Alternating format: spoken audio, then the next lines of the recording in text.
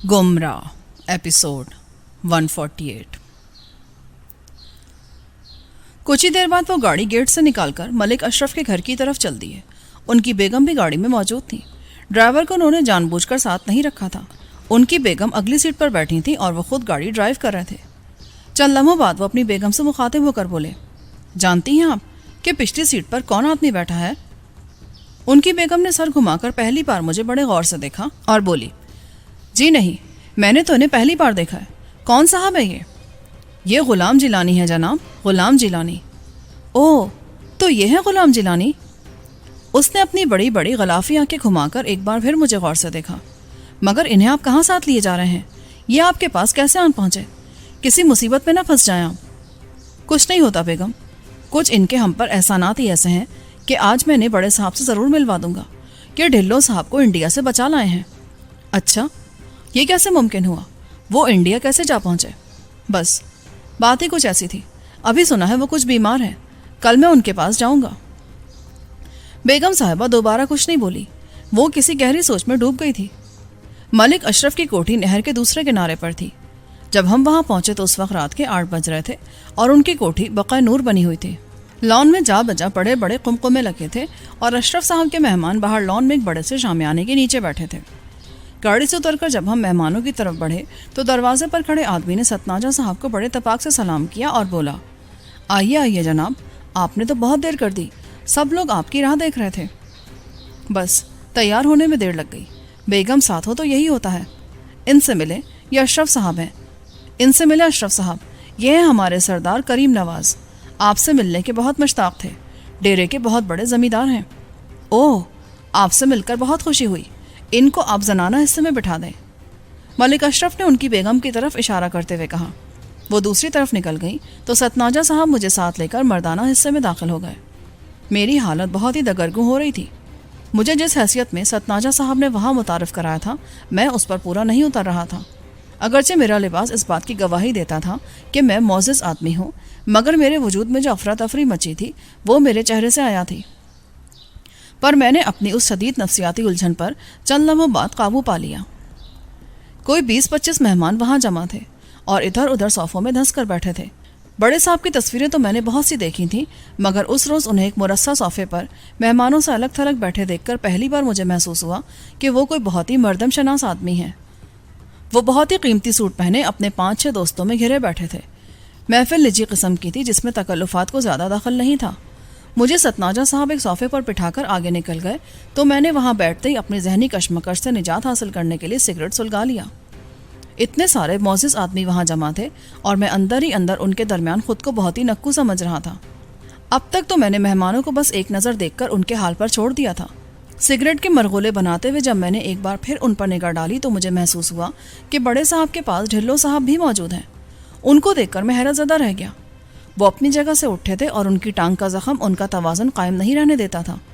कदरे लंगड़ा कर वो दूसरी जगह जा बैठे थे। उनका वहाँ मौजूद होना मेरे लिए बायसे हैरानी था।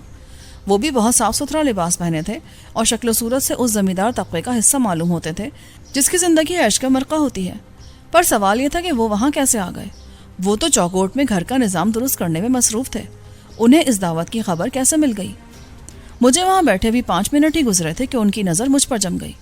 मुझे देखते ही वो उछल से गए और मेहमानों से माजरत करते हुए तेज़ी से उठकर लंगड़ाते हुए मेरे पास आन पहुँचे। उनको सामने देखकर मैं भी अपनी जगह से उठ गया। अभी तक सतनाजा साहब से उनकी मुठभेड़ नहीं हुई थी। कि मैं क्या देख रहा हूँ? मैं आपका खादिम सरदार करीम नवाज यहाँ हाजिर हूँ। मैंने उनकी तरफ हाथ बढ़ाते हुए कहा, मगर आप यहाँ कैसे आ गए? ये किस्सा क्या है सरदार साहब? वो अपने कदम संभालते हुए मेरे पास सोफ़े पर बैठ गए। मुझे सतनाजा साहब यहाँ लाए हैं। उनका ख्याल है कि वो बड़े साहब से मेरी मुलाकात करवा देंगे। गज़ब करते हैं वो भी। यहाँ पुलिस के कई आला अफसर आए हुए हैं, अगरचे वो वर्दी में नहीं है, मगर ये तो बड़ी गड़बड़ की बात है सरदार साहब। दफ़ा करें, जो होना है हो जाएगा। मैं पहले ही बहुत परेशान हूँ। इस महफिल में आकर मैं पागल हो गया हूँ। खैर, अब ऐसी भी कोई बात नहीं। मैं सतनाजा साहब से खुद बात करता हूँ, मगर बड़े साहब से कहना क्या है आपको? वो बातें मैंने सतनाजा साहब से कह दी हैं। वो खुद देख लेंगे कि उन्हें क्या करना है। ठीक है, अभी हम खाने के लिए अंदर जाएंगे तो मैं भी बड़े साहब से आपका जिक्र करूँगा। मगर आप यहाँ कैसे आ गए? आप तो ज़ख्मी थे। मैं बरकी के साथ इलाज के लिए शहर आ गया था। میں نے سوچا میں اشرف صاحب سے بھی مل لوں، مگر جب یہاں آیا تو پتہ چلا کہ ان کے یہاں دعوت ہے۔ چلو یہ اچھا ہوا، سارے فیصلے آج ہی ہو جائیں گے۔ کسی نہ کسی طرح اس پولیس سے میری جان چھڑائیں، میں بہت پریشان ہوں۔ فکر نہ کریں، اس کی بھی کوئی تدبیر کر لیں گے ہم۔ یہ کہہ کر وہ پھر اٹھے اور بڑے صاحب کے پاس جا پہنچے۔ اس دوران میں ستناجا صاحب بھی وہاں جا بیٹھے تھے۔ چند ہی لمحوں بعد میں نے دیکھا کہ بڑے صاحب پائپ پیتے ہوئے اپنی جگہ سے اٹھے اور ستناجا صاحب اور ڈھلو صاحب کو ساتھ لے کر خیمے کے عقبی حصے کی طرف چل دیے۔ وہ کسی بات پر آپس میں سرگوشیاں کر رہے تھے۔ جب وہ قنات کی آخری دیوار تک پہنچے تو اچانک بڑے صاحب نے نگاہ اٹھائی اور میرے چہرے کو ٹکٹکی باندھ کر دیکھنے لگے۔ چند لمحوں تک وہ مجھے اسی طرح دیکھتے رہے، مگر ابھی وہ کوئی اندازہ نہیں لگا سکے تھے، کسی نتیجے پر نہیں پہنچ سکے تھے کہ ساری کوٹھی کی بتیاں ایک دم گل ہو گئیں۔ چاروں طرف گھپ اندھیرا چھا گیا۔ میں تڑپ کر اپنی جگہ سے اٹھا اور ایک جھٹکے سے بڑے صاحب کے پاس جا پہنچا۔ بس ایک ثانیے کی دیر ہوئی ہوگی کہ ایک دم کئی گولیاں خیمے کے طول و عرض میں پھنکارتی ہوئی لپکی اور اس کے ساتھ ہی کئی چیخیں فضا میں ابھرنے لگیں۔ میں نے بڑے صاحب کے عین سامنے پہنچ کر ان کو گولیوں سے بچانے کے لیے ایک دم نیچے بٹھا دیا۔ میں اس وقت ان کی ڈھال بن گیا تھا۔ گولیوں کی ایک اور بوچھاڑ پڑی۔ ستناجا صاحب اور ڈھلو صاحب اپنی جان بچانے کے لیے ادھر ادھر ہٹ گئے۔ اچانک ایک سنسناتی ہوئی گولی میرے کندھے میں لگی۔ میں درد سے پاگل ہو گیا، مگر میں نے بڑے صاحب کو اٹھنے نہیں دیا۔ آپ لیٹے رہیں بڑے صاحب، گولیاں آپ کے لیے ہیں، آگے نکل جائیں۔ خیمے کے اندر افراتفری مچ گئی تھی۔ اندھیرا اتنا تھا کہ نگاہ کام نہیں کرتی تھی۔ میں نے بڑے صاحب کو دھکیل کر قنات کی دیوار سے نیچے گزار دیا۔ اندھیرا کوئی 10 منٹ تک غالب رہا۔ اس عرصے میں خدا معلوم ان گولیوں نے کس کس کو تباہ کر دیا تھا۔ عورتوں کے حصے میں بھی چیخو پکار کی آوازیں فلک شگاف ہو گئی تھیں۔ جیسے ہی بڑے صاحب دوسری طرف نکلے، میں بھی اپنے درد سے بے نیاز ہو کر ان تک جا پہنچا۔ یہاں سے نکل جائیں بڑے صاحب، اٹھیں۔ میں نے اپنا کندھا دباتے ہوئے ان کو اوپر اٹھا دیا۔ وہ سن ہو کر رہ گئے تھے، ان کے منہ سے بات نہیں نکلتی تھی، مگر ابھی وہ اٹھے بھی نہیں تھے کہ بتیاں پھر روشن ہو گئی۔ خیمے میں مہمان ادھر ادھر یوں لیٹے تھے جیسے وہ ابھی ابھی بمباری سے بچ کر نکلے ہوں۔ میں بھی اپنی جگہ سے اٹھ گیا۔ بازو کا درد بڑھتا جا رہا تھا، مگر وہ گولی جو میں نے سہ لی تھی اگر کام کر جاتی تو اس شام بڑے صاحب وہاں سے زندہ بچ کر نہیں نکل سکتے تھے۔ بتیاں روشن ہوئی تو معلوم ہوا کہ دیوار کے ساتھ جو لوگ کھڑے تھے ان میں سے بہت سے زخمی ہو چکے تھے۔ ملک اشرف بھی زخمیوں میں شامل تھا۔ ستناجا صاحب البتہ بچ گئے تھے۔ وہ قنات کی دیوار کو اٹھا کر پھر اندر آ گئے۔ آپ ٹھیک تو ہیں؟ کسی نے افراتفری میں آگے بڑھ کر بڑے صاحب سے پوچھا۔ ہاں میں ٹھیک ہوں، البتہ انہیں گولی لگ گئی ہے، ان کو فوراً ڈاکٹر کو دکھاؤ۔ بڑے صاحب نے میرے کندھے کو دیکھتے ہوئے کہا۔ گولی بائیں بازو میں لگی تھی اور گوشت کو چیر کر آگے نکل گئی تھی۔ خون تھا کہ بس بہتا ہی چلا جا رہا تھا۔ ایک آدمی نے اچانک مجھے باہوں میں بھرا اور وہ مجھے اٹھا کر عمارت کے اندر لے گیا۔ ستناجا صاحب اور ڈھلو صاحب بڑے صاحب کے پاس رہ گئے۔ چند لمحوں بعد ڈاکٹر بھی وہیں آ گیا اور اس نے میری قمیض اتروا کر میرے زخم کا معائنہ کیا۔ ابھی وہ میری مرہم پٹی کر ہی رہا تھا کہ بڑے صاحب ستناجا صاحب اور ڈھلو صاحب کے ساتھ کمرے میں آ گئے۔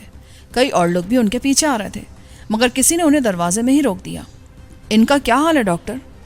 جی میں نے زخم دیکھ لیا ہے اور پٹی بھی کر دی ہے۔ زخم خاصا گہرا ہے مگر ہڈی بچ گئی ہے۔ باہر جو لوگ زخمی ہو چکے ہیں آپ ان کو بھی دیکھ لیں، کوٹھی میں سے کسی کو باہر نہ جانے دیں، یہ میرا حکم ہے ڈوگر صاحب۔ بڑے صاحب نے پاس کھڑے ایک آدمی سے کہا۔ ان کا حکم سن کر وہ آدمی اسی وقت باہر نکل گیا۔ ڈاکٹر نے مجھے ایک ٹیکا بھی لگا دیا اور اپنی چیزیں سنبھالتا ہوا بولا، اب آپ قمیص پہن لیں، انشاءاللہ آپ جلدی ٹھیک ہو جائیں گے۔ میرا خیال ہے آپ کا درد بھی کم ہو گیا ہے۔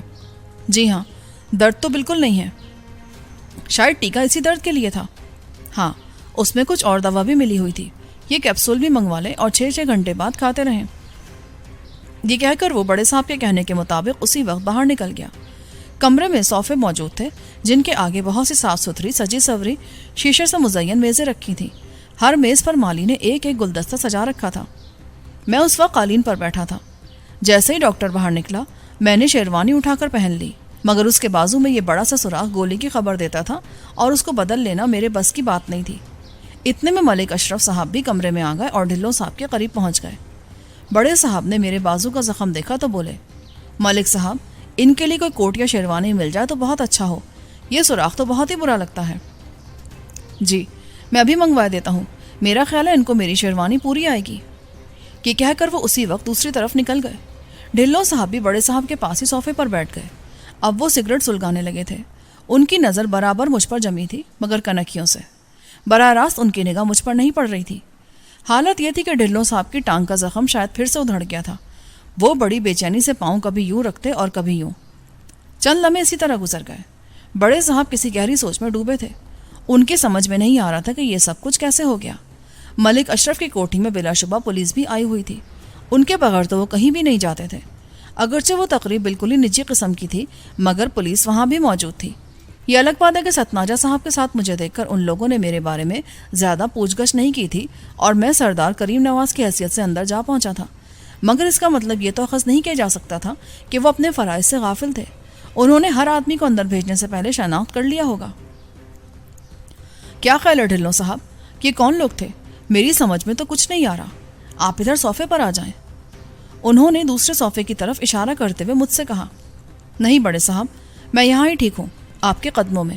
یہ میری خوش نصیبی ہے کہ میں آج آپ کو اتنے قریب سے دیکھ رہا ہوں. میں نے مسکراتے ہوئے کہا اور قالین پر سرک کر ان کے قریب جا بیٹھا. میری یہ بات سن کر وہ مسکرا دیے مگر بولے کچھ نہیں.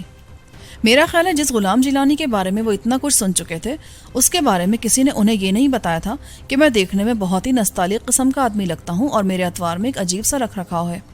وہ شاید یہی سمجھتے تھے کہ میں کوئی بہت ہی لٹھ مار قسم کا گنوار آدمی ہوں گا جسے خون کے رنگ کے سوا کوئی دوسرا رنگ پسند نہیں اور میری پستول میں سے گولیاں ابلتی رہتی ہیں. مگر ان کی وہ مسکراہٹ دیکھ کر میرا خیال بدل گیا. بلا شبہ کسی کو دیکھے بغیر اس کے بارے میں کوئی رائے قائم کر لینا دانشمندی کی بات نہیں ہوتی اور بڑے صاحب میرے بارے میں اپنا پہلا خیال شاید یکسر بدلنے پر مجبور ہو گئے تھے. کیا خیال ہے آپ کا؟ ہمیں بھی تو کچھ بتائیں. اگر کہ آپ کے دوست ادھر نہ ہوتے تو ہمارا سینہ تو چھلنی ہو گیا ہوتا. آپ ٹھیک کہتے ہیں جناب. اتنی ساری پولیس کے باوجود وہ لوگ اپنا کام کر گئے. آپ کا ADC بھی ختم ہو چکا ہے اور 2 پولیس افسر بھی. ملک صاحب کا ایک عزیز بھی شدید زخمی ہے. ہمیں معلوم ہے اور ہم خود پر بہت لعنت ملامت بھی کر رہے ہیں. ہمیں ادھر آنا ہی نہیں چاہیے تھا. بڑے صاحب نے نہایت ہی بے چارگی سے کہا. اتنے میں ملک اشرف میرے لیے نئی اچکن لے آیا. میں نے شیروانی اتار کر وہ پہنی تو یوں لگا جیسے وہ میرے ہی لیے بنوائی گئی تھی. زخم اندر چھپ گیا تھا. یہ آپ کو ٹھیک رہے گی.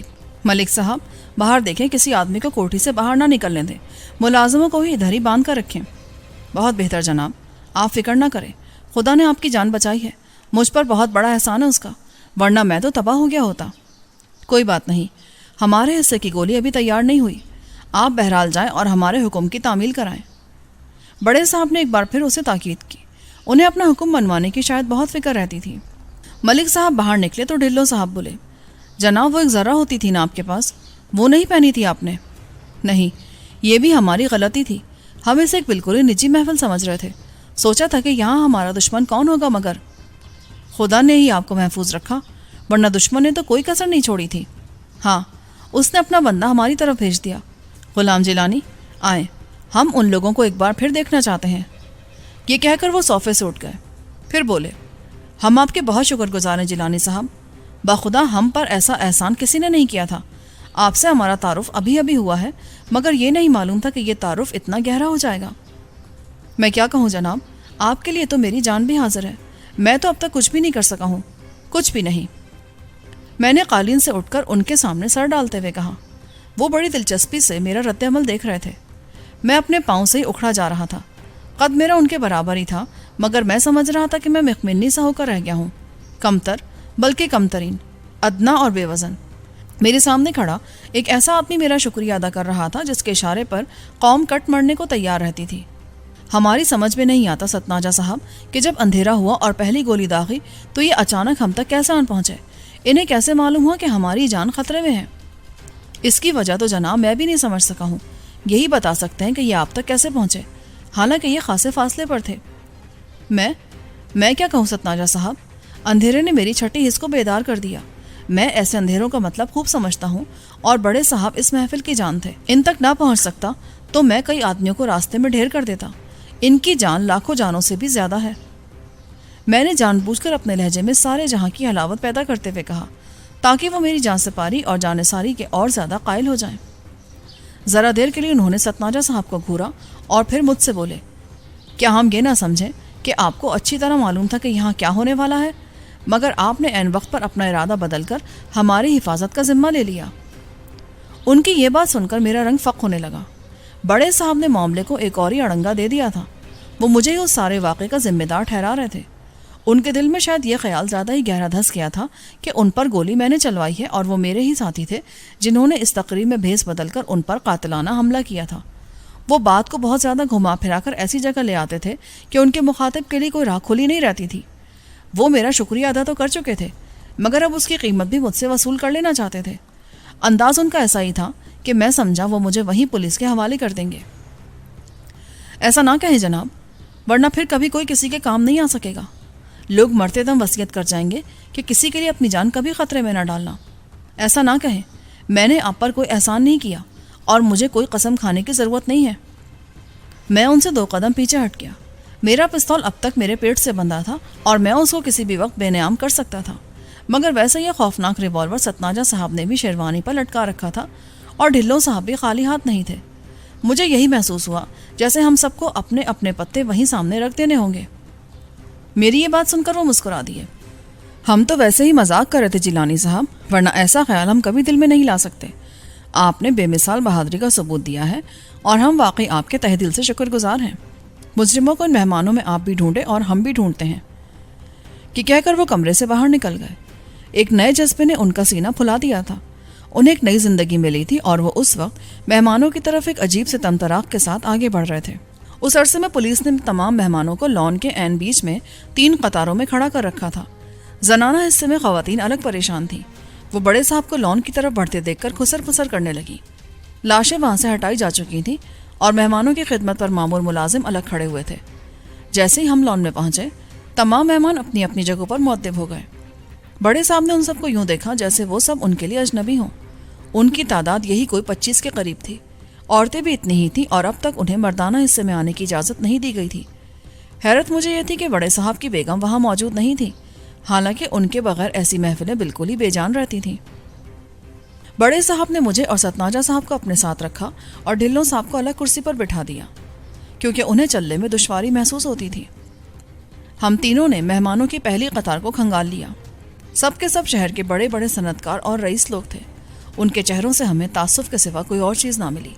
وہ سب کے سب بت بنے کھڑے تھے اور ہر آنکھ جھکی ہوئی تھی، جیسے وہ یہی سمجھ رہے ہوں کہ اگر وہ وہاں نہ آتے تو شاید ان پر ایسا قاتلانہ حملہ نہ ہوتا۔ انداز ان کا ایسا ہی تھا۔ ہم 4 قدم دور پچھلی قطار تک جا پہنچے۔ ستناجا صاحب نے وہاں بھی ہر آدمی کا بڑے صاحب سے تعارف کرایا۔ یہ ملک اللہ یار ہیں، یہ شیخ ایاز احمد، یہ کلب عباس، یہ غازی الدین اور یہ۔ وہ اسی طرح ان سے بڑے صاحب کا تعارف کراتے چلے گئے۔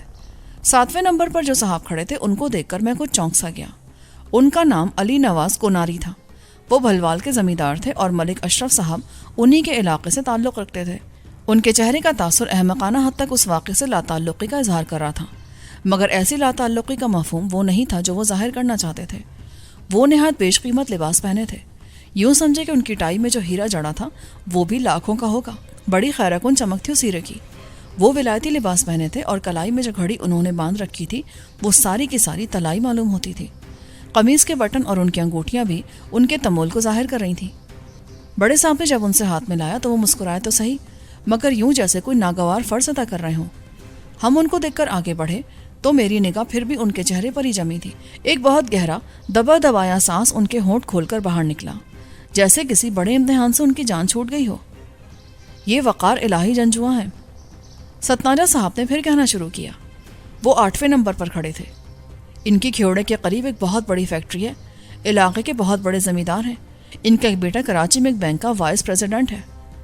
یہ کہہ کر ستناجا صاحب نے بڑے صاحب کو ان سے ملوا کر اگلے آدمی تک پہنچا دیا، مگر جنجوا کو میں نے ایک دم رستے دیکھ لیا۔ وہ گھبرا کر بائیں طرف جھکے تو کوناری صاحب نے انہیں تھام لیا۔ تب میں نے دیکھا کہ وہ جنجوا صاحب کی کمر تھپ تھپانے لگے تھے۔ بس ایک لحظے کے لیے یہ منظر میں نے دیکھا اور پھر ہم آگے بڑھ گئے۔ ان سے ملے۔ یہ سعید الدین ہیں، لاہور کے مشہور صنعت کار۔ ان کی کئی فیکٹریاں ہیں۔ بڑے صاحب نے ان سے مسافر کے لیے ہاتھ بڑھایا۔ سعید الدین کو خود پر مکمل اختیار حاصل تھا۔ وہ بڑی خوش دلی سے مسکرائے، مگر وہ پراسرار تاثر جو میں نے کوناری صاحب اور جنجوا صاحب کے چہروں پر دیکھا تھا وہ سعید الدین کو بھی پریشان کیے ہوا تھا، مگر نہ تو ستناجا صاحب اسے سمجھ سکے اور نہ بڑے صاحب۔ ہم ان سب سے مل کر پچھلی قطار میں جا پہنچے۔ 10 آدمی وہاں بھی بڑے صاحب سے ملنے کے منتظر تھے۔ ستناجا نے ان سے بھی میرا تعارف کروا دیا، مگر وہ بات جس کے لیے بڑے صاحب ان سے فردن فردن مل رہے تھے ابھی تک ان کے ہاتھ نہیں آئی تھی۔ مہمانوں سے مل کر ہم ملازموں کی قطار تک جا پہنچے۔ ستناجا صاحب کو ان کے بارے میں کچھ معلوم نہیں تھا، مگر میرے ذہن میں جو افراتفری مچ گئی تھی وہ ختم ہونے میں نہیں آ رہی تھی۔ ان ملازموں کو دیکھ کر میرے ذہن میں طرح طرح کے سوال اٹھنے لگے۔ ان میں سے 5 آدمیوں کے حلیے ایسے تھے کہ وہ مجھے کسی فوج کے سپاہی دکھائی دیتے تھے، خوب پلے ہوئے، اور وہ سب کے سب مہمانوں کی میز پر خدمت کے لیے مامور تھے۔ کسی کا کوئی الگ شعبہ نہیں تھا۔ ستناجا صاحب کی مدد کے لیے اچانک ایک آدمی آگے بڑھایا، وہ شاید ان کا سپروائزر تھا۔ وہ بولا، یہ فیضی ہے سرکار، یہ غلام محمد ہے، یہ سب ادھر ہی کام کرتے ہیں۔ کہ کبیر احمد ہے، یہ عبدل ہے، سب کے سب ویٹر ہیں۔ ملک صاحب نے انہیں ہوٹل النور سے بلوایا تھا، کہ مشتاق ہے۔ وہ اسی طرح ان کے نام بتاتا رہا اور ہم انہیں ایک ایک کر کے نظروں میں تولتے رہے۔ اچانک مجھے محسوس ہوا کہ عبدل اور کبیر احمد نے یوں ہی بے خیالی میں اپنا ہاتھ پیچھے ہٹا کر کمر پر رکھ لیا، یوں جیسے وہ انہیں کھولنا نہیں چاہتے ہوں یا وہ ان کے وجود سے منکر ہو رہے ہوں۔ ستناجا صاحب نے بھی ان کی یہ حرکت دیکھی مگر بولے کچھ نہیں۔ ان کو دیکھ کر ہم تیزی سے مہمانوں کے درمیان میں سے گزر کر برآمدے کی طرف چلے گئے۔ بڑے صاحب نے ان کے بیچ میں سے گزرتے ہوئے صرف اتنا کہا، اب آپ تشریف رکھیں جناب، ان کے لیے کھانا لگوائیں ملک صاحب۔ ملک اشرف ان کے سامنے کھڑے تھے۔ جی بہت بہتر، مگر جناب صورتحال ایسی ہو گئی ہے کہ یہاں تو ماتم ہو گیا ہے جناب۔ آپ بھی ٹھیک ہی کہتے ہیں، ایسے میں کھانے کا ہوش کسے ہوگا؟ اس وقت ہم لان سے نکل کر برآمدے میں جا پہنچے تھے۔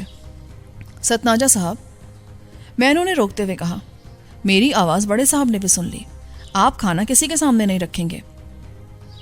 ان 2 ملازموں میں سے 2 آدمیوں کو اندر بھیج دیں، ایک عبدل اور دوسرا کبیر احمد، مگر اس طرح کہ کسی کو پتہ نہ چلے کہ ملازموں میں سے کسے الگ کیا گیا ہے۔ کہ کیا کہہ رہے ہیں آپ؟ کسی پر شبہ ہے آپ کو؟ ستناجا نے میرے قریب ہو کر کہا، جی ہاں، ساری صورتحال ابھی واضح ہو جائے گی۔ آپ جائیں ملک صاحب، مہمانوں کے پاس بیٹھیں اور وہ جو کوناری صاحب ہیں انہیں اندر بھیج دیں، ان کے ساتھ سعید الدین اور جنجوا کو بھی الگ کر دیں۔ ملک اشرف نے بڑی حیرت سے مجھے دیکھا اور بولے، کوئی خاص بات ہے کیا؟ جی ہاں، میں اسی لیے تو کہہ رہا ہوں، بڑے صاحب تو مجھے ان سے ہی ملوانے کے لیے وہاں لے گئے تھے۔ ملک صاحب نے بڑی بے بسی سے ستناجا صاحب کی طرف دیکھا۔ بڑے صاحب میری باتیں غور سے سن رہے تھے۔ ایک شک کا زہریلا ناک ان کے ذہن میں بھی لہرانے لگا تھا۔ وہ میری نگاہ سے اس معاملے پر غور کر رہے تھے، مگر جب میں نے سعید الدین، وقار الہی جنجوا اور علی نواز کوناری کا نام لیا تو وہ میرے قریب جھکائے اور سرگوشی کے انداز میں بولے، سردار صاحب، کیا آپ نے ان کے رویے میں کوئی خاص تبدیلی محسوس کی ہے؟ جی ہاں بڑے صاحب، بات کچھ ایسی ہے، پتہ نہیں یہ میرے حق میں ہے کہ نہیں، مگر میں ان کو ایک بار پھر دیکھنا چاہتا ہوں۔ میں نے ان کو دوسروں سے الگ کر کے کہا، وہ مجھے سردار کریم نواز کی حیثیت سے بھی پہچاننے لگے تھے۔ میرا خیال ہے ستناجا صاحب نے انہیں سمجھا دیا ہوگا۔ ٹھیک ہے ستناجا صاحب، آپ ان لوگوں کو الگ کر کے ادھر لے آئیں، اسی کمرے میں لے آئیں۔ باہر پولیس نے ابھی کوئی باقاعدہ کارروائی شروع نہیں کی تھی، صرف لاشیں ان کا محل وقوع دیکھنے کے بعد لان سے پرے ہٹا دی گئی تھیں۔ بڑے صاحب کی بات سن کر ستناجا صاحب ملک اشرف کو لے کر کمرے سے نکل گئے۔ اب بڑے صاحب کے پاس میں اور ڈھلوں صاحب ہی رہ گئے تھے۔ جب ہم برآمدے میں پہنچے تو ڈھلوں صاحب بھی قدم گھسیٹتے ہوئے وہاں پہنچے اور اب وہ ہمارے ساتھ کمرے میں آ بیٹھے تھے۔ مجھے شدت سے یہ احساس ڈسنے لگا کہ باہر پولیس کے کچھ ایسے لوگ بھی ہوں گے جو مجھے پہچانتے ہوں گے۔ ان کی نگاہیں کچھ ایسی اندھی بھی نہیں ہوتی۔ اگرچہ بڑے صاحب نے کئی بار مجھے سردار صاحب کے نام سے پکارا تھا، مگر بات اس سے آگے بھی بڑھ سکتی تھی۔ اسی لیے میں نے طے کر لیا تھا کہ اب میں باہر نہیں نکلوں گا، کیونکہ پولیس کے کئی اور آدمی کوٹھی میں آ چکے تھے اور ان میں انسپکٹر جنرل بھی شامل تھا۔ اس بیچارے نے تو ابھی تک مجھے کہیں بھی نہیں دیکھا تھا، مگر اس کے ساتھ جو لوگ آئے تھے وہ تو آنکھیں بند کر کے نہیں رہ سکتے تھے۔ وہ تو غلام جیلانی کو اس کے ہر حلیے اور ہر لباس میں پہچان لینے کی قدرت رکھتے تھے۔ چند منٹ بعد انسپکٹر جنرل آفریدی اندر آ گئے۔ وہ بڑے مؤدب طریقے سے بڑے صاحب کو سلام کر کے ان کے پاس جا ٹھہرے اور بولے، مجھے ابھی ابھی فون پر اطلاع ملی تو میں جیسے کھڑا تھا ویسے ہی چلا آیا۔ آپ تو بہرحال محفوظ ہیں نا؟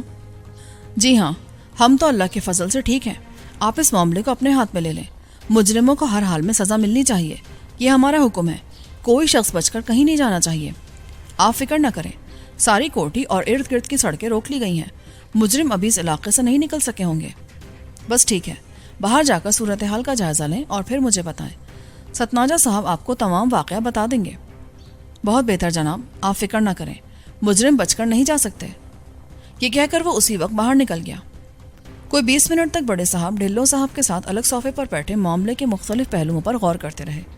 اس دوران میں دوسرے صوفے پر بیٹھا رہا۔ میرا خیال ہے ڈھلو صاحب نے میرے بارے میں پھر ان سے کوئی بات کہہ دی تھی، جس کا اثر یہ ہوا کہ انہوں نے مجھے وہاں سے ہٹا کر اسی وقت کوٹھی کے عقبی کمرے میں پہنچا دیا۔ انہیں یہ احساس ستانے لگا تھا کہ وہ ایک ایسے آدمی کو پناہ دینے پر مجبور ہو گئے ہیں جس کے نامہ اعمال میں سیاہیاں ہی سیاہیاں لکھی ہیں اور جس نے حال ہی میں پولیس کو ایک اور شکست دی ہے۔ انہیں یہ بات بھی منظور نہیں تھی کہ پولیس کے لوگ پھر میرے قدم کاٹ دیں۔ وہ مجھے ان سے بچا لینا چاہتے تھے۔ اسی لیے ڈھلو صاحب نے جب میرے کندھے پر ہاتھ رکھ کر مجھے وہاں سے اٹھا کر دوسرے کمرے میں پہنچایا تو وہ بھی بے حد پریشان تھے۔ وہ بولے، آپ ادھر ہی بیٹھے ہاشم صاحب، ان تینوں ملازموں کو لے کر ایک اور آدمی ابھی آپ کے پاس آئے گا۔ وہ جو 3 مہمان ہیں انہیں ہم نے الگ کمرے میں بٹھا دیا ہے۔ ملازموں سے مل لینے کے بعد آپ ان سے بھی مل سکتے ہیں۔ جی بہت بہتر، ویسے میرا خیال یہ کہ مجھے یہاں نہیں آنا چاہیے تھا۔ ہر کام میں اللہ کی کو مصلحت ہوتی ہے۔ آپ کا یہاں آنا باعث رحمت ثابت ہوا۔ ہو سکتا ہے مجرموں تک آپ کی رسائی پہلے ہو جائے اور بڑے صاحب آپ سے اور زیادہ خوش ہو جائیں۔ ہاں یہ تو ہے، بہرحال میں ان سے مل لیتا ہوں، آپ انہیں فوراً اندر بھیج دیں۔ وہ میری بات سن کر اسی وقت باہر نکل گئے۔ کوئی 10 منٹ بعد ستناجا صاحب 2 ملازموں کو ساتھ لے کر میرے کمرے میں آ گئے اور آتے ہی انہوں نے دروازہ اندر سے بند کر دیا۔ عبدل کی حالت کچھ ایسی تھی کہ اس کا ذہنی اضطراب اس کے چہرے سے آیا تھا، مگر کبیر احمد اپنی جگہ بہت مطمئن نظر آتا تھا۔ ستناجا صاحب نے انہیں اندر لا کر کرسیوں پر بٹھا دیا۔ وہ بولے، بہت سی باتیں آدمی کی سمجھ میں نہیں آتی ہیں، مگر ان کا رویہ کچھ زیادہ ہی حیران کن ہے۔ مجھ سے یہ کہہ رہے تھے کہ میں انہیں غسل خانے میں جانے کی اجازت دے دوں۔ یہ عبدل خاص طور پر بہت بے چین ہو رہا تھا۔ بہرحال آپ انہیں دیکھ لیں سردار صاحب، یہ اس واقعے کے عینی شاہد ہیں۔ آپ تشریف رکھے ستناجا صاحب۔ ہاں بھائی عبدل، تمہیں غسل خانے میں جانے کی ایسی جلدی کیا تھی؟ سرکار، آدمی غسل خانے میں بھلا کیوں جاتا ہے؟ ضرورت ہوتی ہے جب بھی جاتا ہے نا۔ ابھی ہم ہوٹل النور سے آئے ہیں، وہاں تو ہمیں کسی نے نہیں روکا۔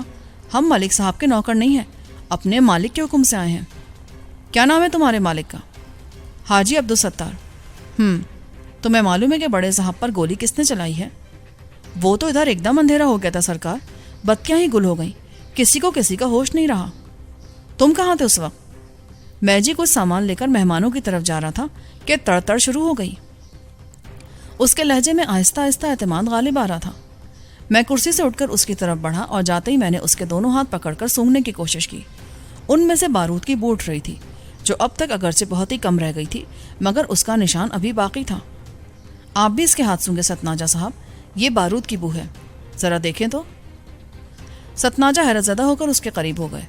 میں نے عبدل کے دونوں ہاتھ ان کی طرف بڑھا دیے۔ عبدل نے پریشان ہو کر ہاتھ پیچھے کھینچ لیے۔ یہ کیا کر رہے ہیں سرکار؟ یہ تو پیاز کی بو ہے، میں کام کرتا ہوں، کئی چیزوں پر میرے ہاتھ لگتے ہیں۔ عبدل نے بڑے غضبناک انداز میں مجھ سے مخاطب ہوتے ہوئے کہا، مگر اس عرصے میں ستناجا صاحب نے اس کے ہاتھ اور اس کی کلف لگی سفید وردی سونگ لی تھی۔ یہ میں کیا دیکھ رہا ہوں سردار صاحب؟ آپ ٹھیک کہہ رہے ہیں، اس بدبو کے کیا معنی ہیں؟ تم سچ سچ بتا دو عبدل، ورنہ میرے پاس اور بھی کئی طریقے ہیں، تم یوں بچ کر نہیں جا سکو گے۔ ستناجا صاحب ایک دم تیش میں آ گئے اور انہوں نے عبدل کو بالوں سے پکڑ کر کبیر سے الگ کر دیا۔ عبداللہ واقعی پریشان ہو چکا تھا، مگر اس کی تربیت ایسی تھی کہ اس سے کوئی راز اگلوانا آسان نہیں تھا۔ ستناجا صاحب اسے گھسیٹ کر پلنگ کی طرف لے گئے تو میں کبیر کی طرف متوجہ ہو گیا۔ کیوں بھائی، تم کیا کرتے رہے ہو؟ کتنی گولیاں چلائیں تم نے؟ اور وہ تمہارا پستول کہاں گیا؟ یہ غلط ہے جناب، آپ مجھ پر الزام لگا رہے ہیں۔ یوں کام نہیں چلے گا بچے، تمہیں سب کچھ اگلنا ہوگا، اپنے یہ ہاتھ آگے کرو۔ میں نے اس کے دونوں ہاتھ پکڑتے ہوئے کہا۔ اس کے جسم سے بارود کی بدبو زیادہ تیز آتی تھی۔ اس کے ہاتھ سونگتے میں نے پوری قوت سے دائیں ہاتھ کا تھپڑ اس کے منہ پہ دے مارا۔ یہ کام تم نے کس کے کہنے پر کیا ہے؟ بتاؤ، کون لوگ تھے وہ؟ تم بڑے صاحب کو مارنا چاہتے تھے، پر کیوں؟ تھپڑ منہ پر لگتے وہ پیچھے ہٹا اور بڑے ہی تیز ترار لہجے میں بولا، آپ جھوٹ بول رہے ہیں، میرے ہاتھوں میں کوئی بدبو نہیں ہے، میں نے کوئی پستول نہیں چلایا، آپ مجھے خامخواہ ذلیل کرتے ہیں۔ اس کا انداز عبدل سے کہیں زیادہ مروب کن تھا اور اس کی زبان عبدل کے مقابلے میں زیادہ شستہ تھی۔ ستناجا صاحب، ان کو پولیس کے حوالے کر دیں، اصل مجرم یہی ہیں، وہ ان سے خود معلوم کر لیں گے کہ یہ کام ان لوگوں نے کس کے کہنے پر کیا ہے۔ اتنے میں ستناجا عبدل کو دوبارہ گھسیٹ کر کبیر احمد کے پاس لے آیا۔ میرا بایاں بازو کام نہیں کرتا تھا، ورنہ میں ان کو وہیں ادھیڑ کے رکھ دیتا، مگر معلوم یہ ہوتا تھا کہ کوئی چھوٹی موٹی مار پیٹ ان پر اثر نہیں کرے گی۔ آپ ہمارے ساتھ زیادتی کر رہے ہیں جناب، یہ سراسر ظلم ہے۔ کبیر نے پھر منہ کھولا، اب وہ خود بھی اپنے ہاتھ سونگ رہا تھا۔ یہ دیکھیں، میرے ہاتھوں سے کوئی بدبو نہیں آ رہی، آپ ہم پر خامخواہ شک کر رہے ہیں، ہم ہوٹل کے ملازم ہیں، ہمیں کیا ضرورت ہے کسی پر گولیاں چلانے کی؟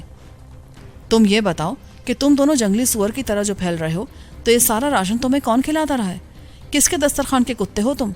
کتنا معاوضہ لیا تم نے اس کام کا؟ سیدھی طرح بتا دو ورنہ اچھا نہیں ہوگا۔ مجھے جانتے نہیں ہو تم، ورنہ اتنی دیر کبھی نہ لگاتے۔ میں نے اپنا چپ شاہ ان پر تانتے ہوئے کہا۔ پستول میرے ہاتھ میں دیکھ کر وہ بھوچنکا سے رہ گئے، مگر مجھے معلوم تھا کہ وہ صرف اس کے دیدار سے مطمئن نہیں ہوں گے۔ میں نے کبیر کے ابھرے ہوئے بالوں کا نشانہ لے کر گولی چلا دی۔ وہ گھبرا کر فوراً ہی نیچے بیٹھ گیا، مگر گولی اس کے کئی بال اڑا کر لے گئی۔ پہلی بار اس کا رنگ ہلدی ہونے لگا۔ اس نے شاید ایسی گولی کبھی نہیں دیکھی تھی جو دھماکہ پیدا کیے بغیر چل جاتی ہو۔ یہ کیا کر رہے ہیں آپ؟ یہ سراسر ظلم ہے۔ ہم تو بیرا گیری کرتے ہیں سرکار، ہمیں کیا پتا کہ یہاں کیا ہو گیا؟ تمہیں سب پتا ہے کبیر احمد، اور تمہیں سب کچھ بتانا پڑے گا، ورنہ یہ گولی میں تمہارے سینے میں اتار دوں گا۔ اسی وقت بڑے صاحب ہمارے کمرے میں آ گئے۔ میں نے فوراً ہی پستول جیب میں رکھ لیا۔ مجھے ان سے اب بھی پردے کی ضرورت تھی۔ کئی باتیں ایسی تھی جو میں انہیں نہیں بتانا چاہتا تھا، مگر جب انہوں نے کمرے کا منظر دیکھا تو پریشان ہو کر بولے کہ ہم کیا دیکھ رہے ہیں سردار کریم نواز؟ کیا کہتے ہیں یہ دونوں؟ اصل مجرم یہی ہے جناب، میں نے انہیں اچھی طرح پہچان لیا ہے۔ انہیں بے شک آپ سپاہیوں کے حوالے کر دیں، یہ خود بتائیں گے کہ کیا ہوا تھا اور کس کے ایما پر ہوا تھا۔ اس کا مطلب ہے کہ آپ نے جنجوا اور کوناری پر جو شک ظاہر کیا وہ بھی ٹھیک ہی تھا؟ جی ہاں، انہیں بھی آپ یہاں بلوا لیں۔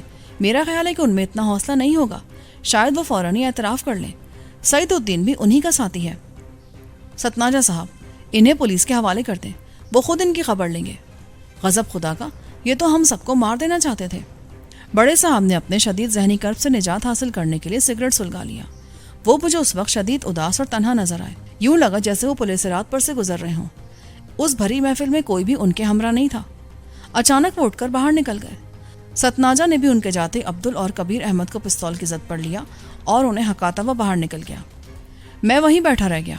مجھے اب بھی خود کو پولیس سے بچا لینے کی ضرورت تھی۔ ان کے سامنے میں کسی بھی طرح نہیں جا سکتا تھا۔